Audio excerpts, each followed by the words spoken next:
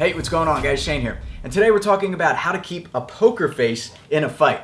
Why is it important that a card player keeps a poker face? So that the other players can't decipher whether they have a good or a bad hand. And the same applies in fighting and in life. The first perk of keeping a poker face in a fight is that you don't show pain or fear. Triple G, Gennady Golovkin, has one of the best poker faces in all of fighting. In fact, just last night, he probably took the most damage in his entire career fighting Derevyanchenko, who caught him with a brutal left hook to the body. And if you've ever taken a liver shot before, you know that they are literally crippling. But the only obvious tell that Triple G was hurt was that his hands came down. But he didn't allow his face to do the usual reactions, which are dropping the jaw, letting out a groan, wincing in pain. Instead, he just kept a straight face the entire time. It's the same way that a poker player doesn't sigh when he gets a bad hand.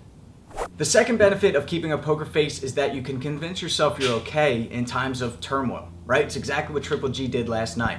The facial feedback hypothesis is the theory that certain facial expressions, like a smile or a frown, can have a direct effect on your mood.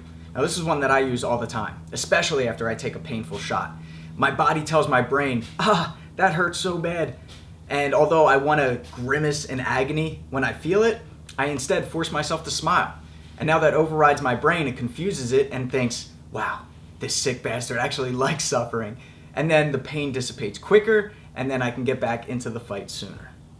Finally, the poker face gives you the ability to feint, lie, and trick. If you always wear your emotions on your sleeve, then your opponent's going to read you like a book. They're going to know exactly what you're trying to do before you even do it. And it could be as simple as raising your eyebrows before you throw a punch. That's a form of telegraphing. So by keeping a poker face, you can catch them off guard, or you can fake an expression to get a reaction out of them.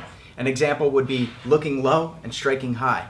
Or try this one, key up as you feint. Ha! You can get a big reaction out of guys with that one.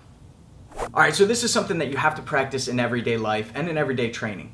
So the next time you're on your last set of bench press, or you're picking up your dog's poop, or you take a heavy shot in sparring, try to override your natural facial expression and stay stoic. Alright, because martial arts is all about self-control, and this is just another way of mastering oneself.